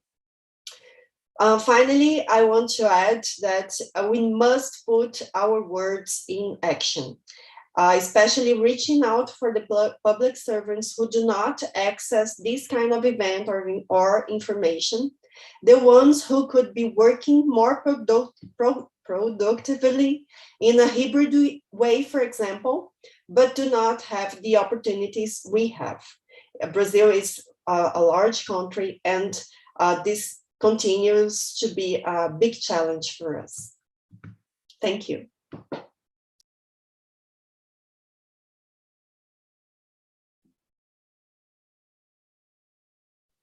I'm sorry, Felipe, you're on mute. Yes, thank you, Luana. We turn now to our final presenters, some not. Go ahead, please. Thank you, Felipe. So I think there are three particular challenges that I would like to talk about. But first, I think just on the framing of the question and how we approach our research here in Lottie, we don't see these as challenges because no one yet in the public or private sector has gotten them right. No one has found the answers to them yet. So what we see it as opportunities to get there first. At the top of the seminar, Mr. Alejandro Weber, he mentioned that we should be trying to attract talent by making public sector as attractive as the private sector, and that's not how we see it. We want to make ourselves the most attractive places to work, for any high-skilled person. So that's our sort of outlook on this. In terms of what those sort of, coming back to if they were sort of to be perceived as challenges, we want, the first thing I think is the appropriate flexibility, and a very tangible thing is what's the appropriate flexibility, the appropriate asynchronity of governments in and out of the office. We want to be able to get the best out of staff, recognizing that different staff have different wants and different needs. That can be needs in terms of what their job involves. So in a local government context, a lot of people are delivering face-to-face services. That could mean they have to be in the office more. But simultaneously, it could also be needs on a personal level. Let's say, for example, if women, for example, are to stay at home or exposed more to potentially things like domestic violence, they might need to come into the office more for their own well-being. So it's trying to find a system that both finds the necessary flexibility to allow individuals to find the best solutions for themselves, but also adapts and accommodates to what is the best wants and needs for different teams. And on that note, I think Barnet Council, again, mentioning them, they have a set of high-level principles that sort of help the whole organization structure their approach, but then they sort of recommend in their high-level principles that different teams and managers of teams find what works best for them. And I thought that was quite a nice sort of balance there. Then in terms of thinking about the future, you know, we can't know what the future is, especially when it's moving so quickly. All we can do is try and understand what are the different trends that we're seeing and what might the future look like. And I think on that note, it's very important that governments are as deliberate as possible about moving towards what they aspire for their workplace, what they want to get out of their workplace. I really like what Ofcom are doing, and that's one of the recommendations in our upcoming report, is to create these sort of cross-disciplinary teams of people sort of who can come together and work out what it might be. I think it's an important question, you know, whose future are we looking after when we're designing the workplaces? We can be thinking, you know, can we make workplaces the best place to be for people with disabilities, for people, you know, from different religious backgrounds? We know, for example, in the UK, a big popular thing is we go for beers after work, and so much soft networking happens there. But actually that excludes such a high proportion of the workforce, people with families, say, or if you're Muslim and you don't drink, or if you're an introvert and you don't feel comfortable going to the pub, or, you know, how can we design workplaces in which these people, you know, we're maximizing their talent, we're getting the best out of them, we're ensuring that they're, you know, getting the rewards that they deserve for being good at the work. So, you know, we want to make sure that we're designing for the right futures possible to be as sort of inclusive and equitable organizations as possible. The third thing I just want to mention is around political challenge of, we have as governments, you know, we want to be seen by our citizens to be delivering, to be working hard and delivering the best services possible. And for a lot of people, it seems from our research that that means citizens want to see their civil servants in the office. And sometimes political leaders want to show that their civil servants are in the office. We know that that might actually not be the optimal solution, though. And if we want to ultimately deliver better services and get the best out of our staff, that might end up, if we sort of allow that political pressure to dictate the decision making, we might end up with the wrong solution. But actually, you know, this is one thing we see as a really important political opportunity, is that if governments can be very proactive about getting the narrative right to say, you know, we are doing this, we are going hybrid because we want to deliver the best services for you, and this is the way we're going to deliver the best services for you, then that sort of shows that governments can take a leadership role in the sort of broader economy, saying, you know, this is how we can do things as well as possible. And, you know, hopefully that leadership role, you know, can rub off on other companies, other organizations outside of government as well. And so in that sense, you know, we view it as an opportunity for governments. If they can sort of get their political messaging, get their political narrative right in that regard, then they can sort of have knock-on transformational positive effects for hybrid working in other organizations outside of government.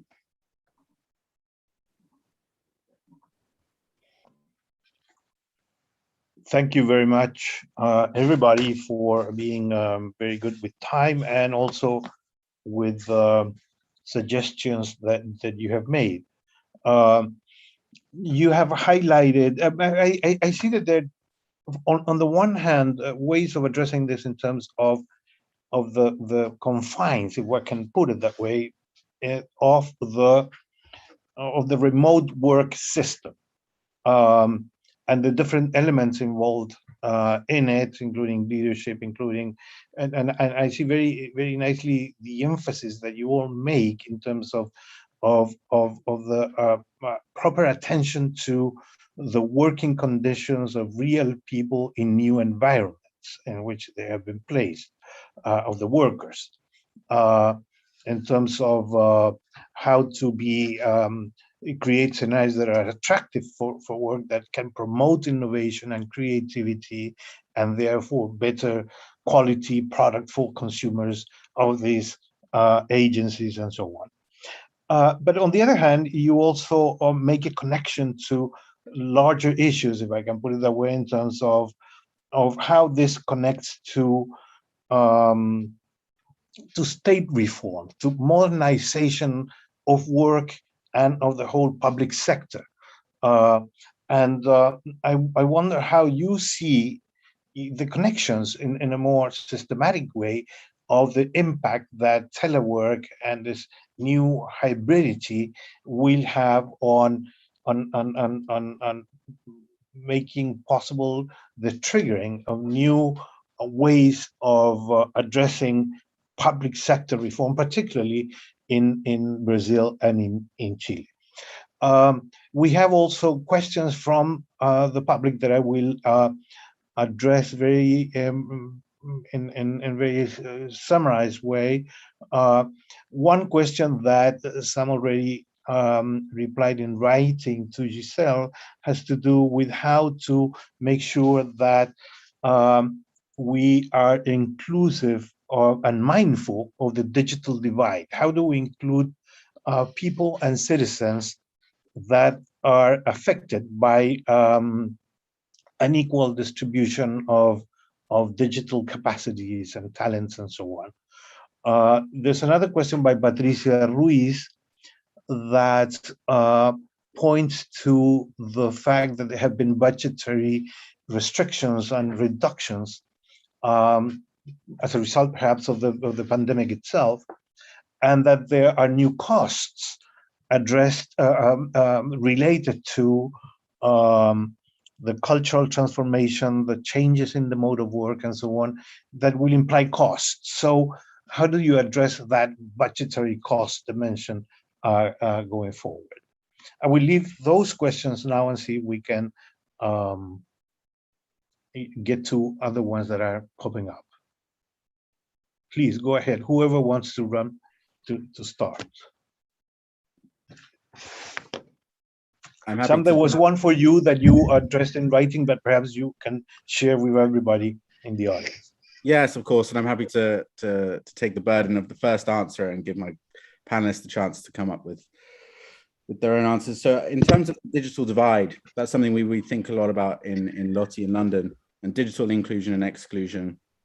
We know that firstly, there isn't enough information in the London context, in the UK context, and I would therefore assume this might be sort of a trend around the world about the digital divide. So the first thing we're trying to do here is sort of do the necessary research to understand it. Our program of work has 3 particular features that through our research, we understand are sort of the key pillars to sort of redressing the digital divide and digital exclusion. That's around firstly having the appropriate digital skills. This is something I think everyone's thinking about. There are different ways of doing it. How do we get the right skills to the people who need it? This is a particular challenge, of course, because a lot of the people who are digitally excluded, we don't have the means of teaching them the skills without them being already digitally included. So it's a particularly tricky challenge, this one. Then there's sort of access to data. So simply data infrastructure. Do we have the appropriate lines running underground, the mobile networks? Are they appropriate? And can people afford them? Is the second point. And then access to devices. Do people have the appropriate devices? Are we sharing, not enough devices amongst the family and we need to share them for learning, for work, for different things? How can we sort of redress that? How can we share devices, upcycling, recycling? These are different things that we're talking about. What we really need, I think, is a joined up approach. Once we've understood what are the sort of constellation of problems in the different areas, what's the joined up approach with these different sort of dimensions that can properly redress the digital divide? Thank you very much, Sam. Hello. Hi, Felipe. Yeah. Could I come in on that question as well, around the inclusion Sure. question? Yeah. Sam covered that kind of broader thing around the research, but I also wanted to offer some kind of practical things that Ofcom has sought to do on this issue. The first thing within Ofcom is we sought to baseline the general level of access to the right technology within our organisation. So at the peak of the pandemic, really ensuring that all our staff had access to the sufficient tech and furniture and all the other various bits of equipment that would enable them to work in a hybrid way if they wanted to, and ensure they had all the resources to do so. So very kind of practical things that we did there. But as we kind of move through, the importance of engagement has been key to our work on this space. So regular engagements with different parts of the organisation, measuring well-being, measuring impact, the engagement of staff networks, staff groups, unions that represent different communities has been essential. And following the feedback that we gather regularly from staff on this basis, we've also conducted a lot of training, learning and development for colleagues. So just recently, we're doing specific learning and development around inclusion and hybrid working, due to roll out shortly. Actually seeing this as very distinct from the management development programs that many of our staff already access, but really actually helping leaders adjust to the different expectations and challenges they might have when working in a hybrid way. We are evaluating that information and continue to engage with our networks and our leadership more generally on the results of that evaluation to inform where we're going in the future. Thank you, Suzanne. Very helpful. Also about digital inclusion, in Brazil, we have big, large countries with many cultures, many places, some of them very far, very remote. So for us to have a very effective digital inclusion, we really need to empower people to create these solutions. There isn't one solution here. We have many solutions to be created, and we have to learn to not only look at data, at numbers, but to enrich these numbers with the history of people, the history they tell us. So to create better policies to digital inclusion, we need to listen to people. And it's not only one part of the population. We need to talk broadly with many parts of Brazil and many people who live in different cultures here. Just to add about that. Thank you, Luana. Sí, en relación a las preguntas planteadas, yo solamente plantear que creo que ambas preguntas se conectan en un punto que tiene que ver con el presupuesto. Efectivamente, la inclusión en nuevas ¿cómo se llama? Tecnologías resulta también en una carga presupuestaria importante, especialmente en nuestros países. Y en ese sentido creo que va a haber un avance en el teletrabajo después de que haya una definición normativa legal al respecto, y se analizará en términos presupuestarios cómo ir abarcando. Y no solamente el problema de la conectividad o el acceso a la tecnología de nuestros funcionarios, también de nuestros ciudadanos. También hay que pensar que no todos los ciudadanos tienen el mismo acceso. Por lo tanto, también hay una serie de funciones que no sé por cuánto tiempo van a permanecer entregándose de manera presencial. Hay brechas generacionales, hay un montón de antecedentes que todavía falta por conocer. Pero efectivamente, el tema presupuestario es y seguirá siendo uno de los desafíos a la base como para avanzar, especialmente en un cambio cultural de esta magnitud. Eso, Felipe. Muchas gracias, Solange. I don't know, at this point, we still have some time left, and I was wondering whether our first presenters in the previous panel might have questions or comments to our panelists here. Javier, Margarita, can I bring you in on this? Yes. Javier, do you want to? Yeah, sure. I actually was just reviewing my notes, and it seems, I don't know what are your experiences about working with union representatives. The experience that we have studied and examined in Chile is that most of telework programs that were developed previously to the pandemic, there were pilots for sure, but there were just a few of them. They work closely with union representatives, which in Chile are kind of important, and they work collaboratively with those unions at every agency. So I don't know if you, what are your thoughts about this idea? Perhaps it's not appropriate for the institutional setting that in the UK, for instance, or in Brazil. So that would be if you have ideas about this. And the other idea that I would like to, or question that I would like to ask is about gender, because gender, it's kind of a risk, and this is very a reflection that is research driven. Actually, a lot of research on telework, it leads to the idea that telework actually can exacerbate gender stereotypes, because usually men, they just assume that women are, just because the stereotypes, they are in charge, or they are more responsible for childcare or home duties, etc. Of course, this is wrong. But I don't know if you have experienced specific policies or managerial practices to address these issues. Thank you. Margarita, would you like to add to the questions now, so present panelists can address them jointly? Yeah, thank you, Felipe, and thank you everybody for great presentations and insights. It's very interesting to see the different perspectives from the national government and then the local government and the opportunities that we see also here. So it was really interesting.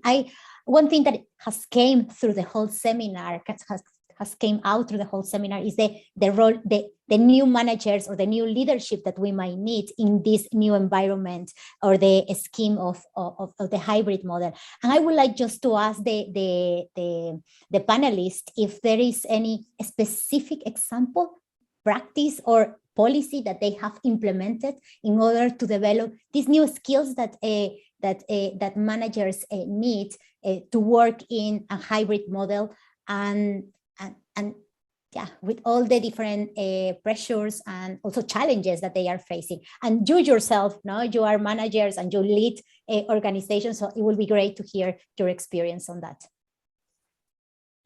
Thank you, Margarita and Javier. We have 5 minutes left for all of you in the panel to address these questions, if you may. Who wants to jump ahead? I would.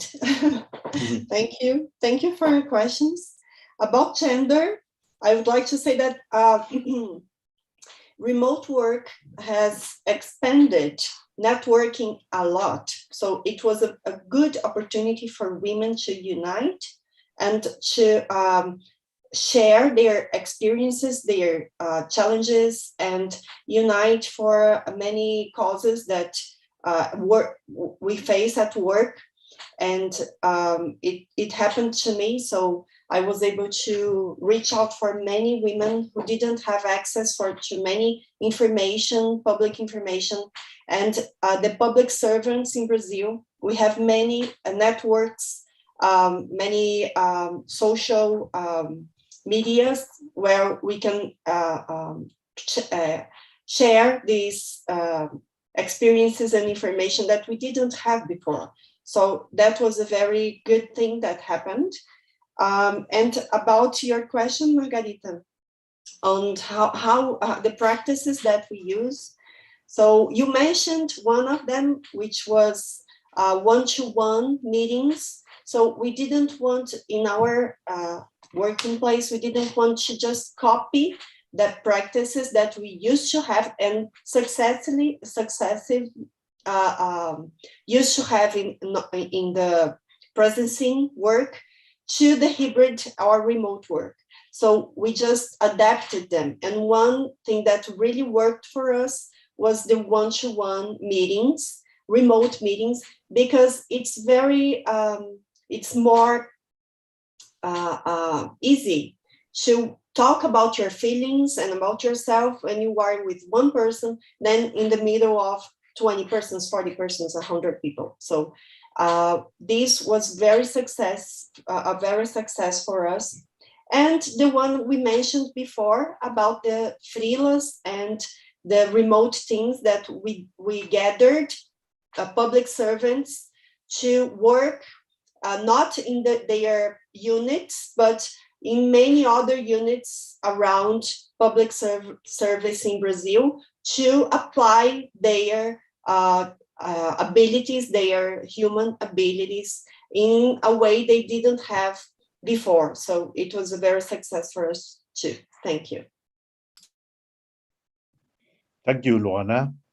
Who wants to go next?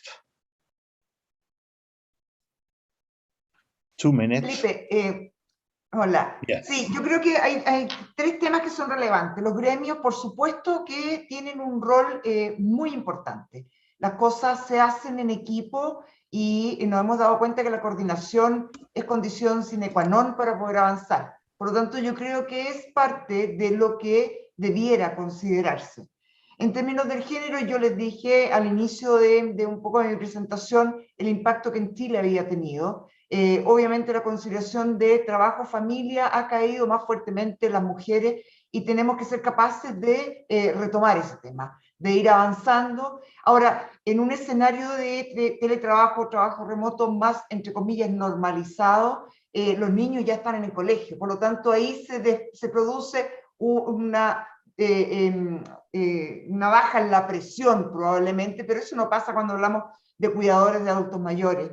Y el rol del liderazgo, definitivamente los líderes que del mañana tienen que ser distintos, basados en ambientes de confianza, no revisar la tarea específicamente que esté escrita en el papel, sino que también ser capaces de, y yo me acuerdo aquí de años atrás que se hablaba de la administración por objetivo, no nos olvidemos de eso, por objetivo, por resultado y definir nuevos sistemas que nos permitan avanzar. Pero hay un tema que a mí me preocupa y quería también plantearlo. Nosotros estamos hablando de equipos de trabajo que ya están consolidados. ¿Cómo va a funcionar el teletrabajo o el trabajo remoto o este trabajo híbrido para los nuevos integrantes de estos equipos, que no han tenido la capacidad o la oportunidad de poder estar con el resto y poder permearse de esa cultura organizacional que muchas veces es una respuesta invisible a cómo hacer las cosas? Yo creo que ahí hay un desafío tremendamente importante que cae en los equipos de gestión de personas. ¿Cómo vamos a hacer esa inducción? ¿Cómo vamos entonces a integrar a estas personas que no nos hemos visto nunca y en nuestros países es parte, y Luana lo sabe, y probablemente Margarita, es parte importante esta cosa de mirarse, de saludarse, y eso no está. Simplemente esos son un poco mis comentarios a las preguntas planteadas. Gracias. Well, thank you very much. With now, we're reaching the end of the time we have for the panel. So let me thank everybody that has participated, all the people that sent questions. There are some questions left that we won't be able to address live here, at least, that may be addressed later in writing by the panelists. I myself learned a lot from the panel. I leave to start with ideas about how to address questions of hybrid work in our own institute, and we may be calling on Javier to help us deal and address those and design new ways of work. I think you have highlighted the multifaceted way in which this influences all aspects of work and the context and the community as well, in a very integrated way. So thank you very much. And I now turn it to you, Pedro. Thank you, Felipe. Well, these are two great panels. We were able to have academics and practitioners from different countries discussing this topic that is really pressing, especially right now when we are defining how we want to regulate, how do we want to look up to the future, and we are not more on pandemic responses to the pandemic mode. And now we move on to the closing remarks. I would like to introduce you to Richard Weber and Diogo Costa. Richard Weber is the director of the Industrial Engineering Department and also a professor of operations research at the University of Chile. His areas of expertise are data mining, soft computing, and optimization. Richard holds a BA in mathematics, as well as a master and PhD in operations investigation from RWTH Aachen University in Germany.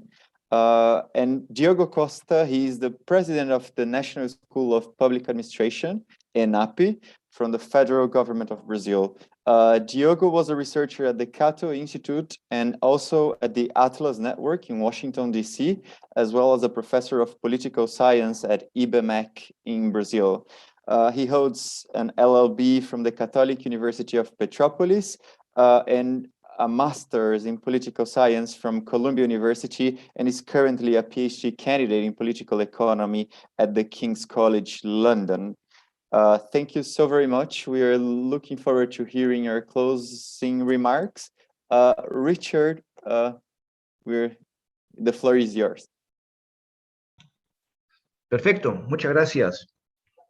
Buenos días a algunas, buenas tardes a otras y otros aquí en ese evento. Para mí es un agrado, realmente es muy fantástico estar acá en un evento donde se ve como la colaboración entre distintos institutos de investigación, universidades, pero también del sector público, privado, puede aportar a mejorar nuestras sociedades. Y si digo sociedades, me refiero a las sociedades en todo el mundo. Yo sé que aquí hay participantes de distintos países y es realmente un agrado ver cómo la investigación aplicada en ese contexto particular ayuda a mejorar nuestras sociedades. Hace un poco más de un año y medio atrás, la pandemia nos puso un problema enorme y muchos equipos se pusieron a trabajar rápidamente para enfrentar ese desafío, esa pandemia. Uno de los equipos fue formado entre la Universidad de Oxford y la Universidad de Chile.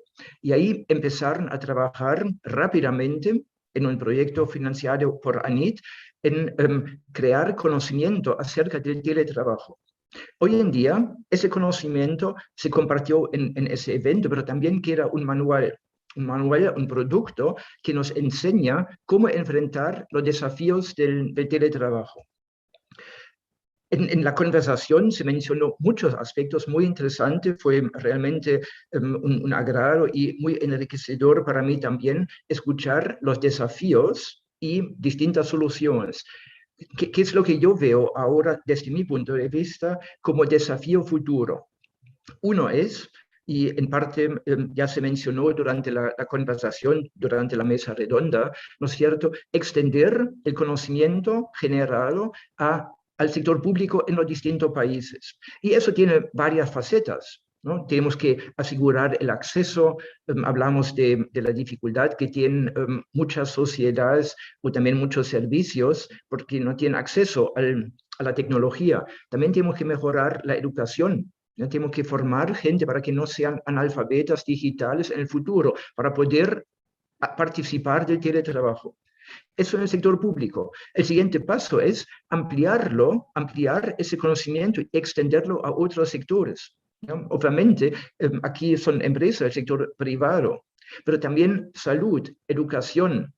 Y yo sé que tanto salud como educación está cubierto si hablamos del sector público o privado, pero igual son matices distintas. Entonces, ahí hay varios desafíos en extender el conocimiento a las distintas áreas. Pero hay más que hacer que solamente eso. También hay oportunidades. Se mencionó, por ejemplo, la inclusión. Aquí hay personas que tenían dificultades en participar del trabajo, como dicen en inglés, 9 to 5, el típico trabajo de oficina, ¿no es cierto? Me refiero, por ejemplo, a personas con capacidades distintas, personas en silla de ruedas, personas ciegas, pero también personas que están a cargo del cuidado de niños o ancianos, sean hombres o mujeres. Y esas personas tenían dificultad en participar en el mundo laboral clásico. Ahora tienen acceso al trabajo. Pero ahí también tenemos que tener cuidado para no marginalizar ese grupo de personas. Con marginalizar me refiero a si tienen acceso a través del teletrabajo desde su casa, podrían quedarse en la casa. Entonces ahí hay un nuevo desafío que tenemos que enfrentar. Temas que no se mencionó, o yo por lo menos no lo escuché aquí en ese evento, son temas de cómo organizar el espacio físico de la oficina. El concepto de oficina, el concepto de espacio físico va a cambiar. La construcción de edificios, la construcción de oficinas, el diseño interior de las oficinas va a cambiar. Esos son otros desafíos que tienen que acompañar el avance del teletrabajo. Y si digo teletrabajo, obviamente aquí ya no me refiero a la situación con pandemia, me refiero a la situación post pandemia, donde vamos a encontrarnos con una nueva normalidad. También quiero agregar algo propio de mi área de investigación, que es el data science, inteligencia artificial. Entonces, ¿cuáles son desafíos, pero también oportunidades para enriquecer el teletrabajo? No basta con tener una conexión a Internet, usar Zoom y conectarse con la gente. Aquí también podemos pensar en tecnología, en transformación digital. Hay todo un mundo en el desarrollo de la inteligencia artificial que podría mejorar el teletrabajo. Ese evento aquí funciona muy bien, pero tenemos traducción simultánea de personas. ¿Cómo sería si a través de la inteligencia artificial el día mañana pudiéramos trabajar cada uno en su idioma y al otro lado se escucha en el idioma de la otra persona, sin personas entre medio? Ahí la inteligencia artificial podría aportar mucho al teletrabajo. También reuniones en formato asincrónico. ¿Ya? Uno puede juntarse en formato sincrónico, lo que estamos haciendo ahora, pero hay un desafío que tiene, por ejemplo, el cambio de la hora. ¿Ya? En Inglaterra ahora y en Chile no tenemos la misma hora. Hay diferencias más grandes aún, donde se hace difícil trabajar en forma sincrónica. ¿Cómo la tecnología, la inteligencia artificial, la transformación digital podría ayudarnos a mejorar el trabajo, el teletrabajo en forma asincrónica? No tengo la respuesta. Aquí invito a los investigadores y a todos los investigadores, no solamente los que trabajaron juntos aquí en ese proyecto, a pensar cómo enriquecer el teletrabajo. Hay muchas oportunidades acá. En ese contexto, ahora también quiero dar la gracia al trabajo hecho hasta aquí, por ejemplo, a los académicos y los integrantes del Departamento de Ingeniería Industrial, que pertenecen a dos centros, el Centro de Sistemas Públicos y el Centro de Ingeniería Organizacional, al Instituto de Asuntos Públicos, ambos, el Departamento de Ingeniería Industrial y el INAP de la Universidad de Chile, pero también a la Escuela del Gobierno Blavatnik de la Universidad de Oxford. También dar la gracia a ANIT, la Agencia Nacional de Investigación y Desarrollo, que junto con el Banco Interamericano de Desarrollo financió ese proyecto, en conjunto también con la Organización Internacional del Trabajo, también a los organizadores de ese evento. Y nuevamente la invitación ahora es no quedarnos con lo que logramos, buscar nuevos desafíos. Se mencionó mucho hoy durante ese evento y de esa forma podemos contribuir todos a mejorar nuestra sociedad. Muchas gracias. Thank you very much, Richard. Diogo, please, your final closing remarks. Thank you very much, Pedro. Thank you also, Richard Weber, and thank you, the people in Government Lab, for this invitation, the Blavatnik School, the University of Chile. This has been a very exciting event to hear, especially about the changes in social capital allocation and availability, a theme that ran throughout this event from the earlier comments of Ms. Woods, but through the panels as well. It was also very exciting to understand a bit more about the continuation of public services with the incremental changes in Chile from Mr. Weber, as well as the evidence on the impact, but also the challenges that remote work has had in public administration. And I think the highlights are challenges in well-being, and again, the social capital for employees. Also very interesting to see, as the second panel brought, that government can have a role of leadership on the broader economy, even when it comes to working remotely, working from home. And there are disruptions in the public sector that I think will remain for the near and the long-term future. And I want to talk a little bit more about that. Jose Maria Barrero, Nicholas Bloom, and Stephen Davis have a paper this year showing how working from home has implied and would imply also a 5% productivity boost in the post-pandemic economy because of re-optimized working arrangements. And public sector can profit from that. Here at ENAP, our national school, for the first time, we had international workers working to redesign our academic management system This was done through a contract with a Brazilian company who was outsourcing labor to the Indian subcontinent. And that meant more productivity, less costs, but also it exposed our school to different kind of shocks. Two things happened because of that. One was that the demand for search workers had increased throughout the globe, while the value of the Brazilian currency has decreased. That meant that keeping those workers became harder to do. And the Brazilian company who was contracting with us actually couldn't keep some of those workers, and we had to suspend that contract. So that meant a disruption in our development because of that kind of external shock. But I do think that these kind of competitive pressures and productivity opportunities are here to stay.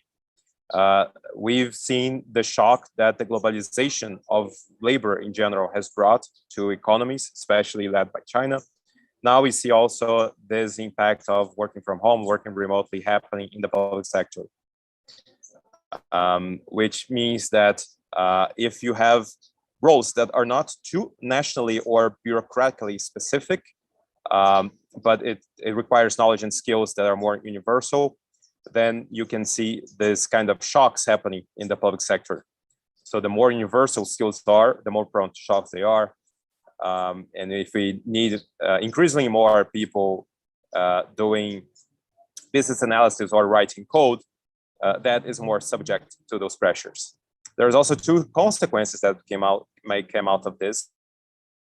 One is increasing demands to legally protect some sectors of the economy in general, but of the public sector more specifically.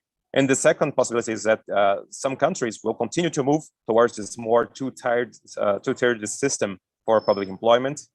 This is a debate already going on in a country such as Brazil.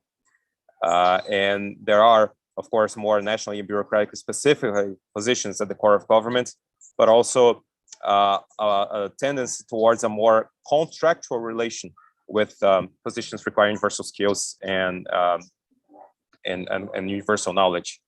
And this kind of relationship between the two tiers can become more complementary, especially in larger administrations, where the contracted worker can perform some of the bureaucratic functions of a particular job, and the government can complement that gap with more core of government workers. And some governments also will profit more from this kind of productivity gain and this kind of competitive pressure.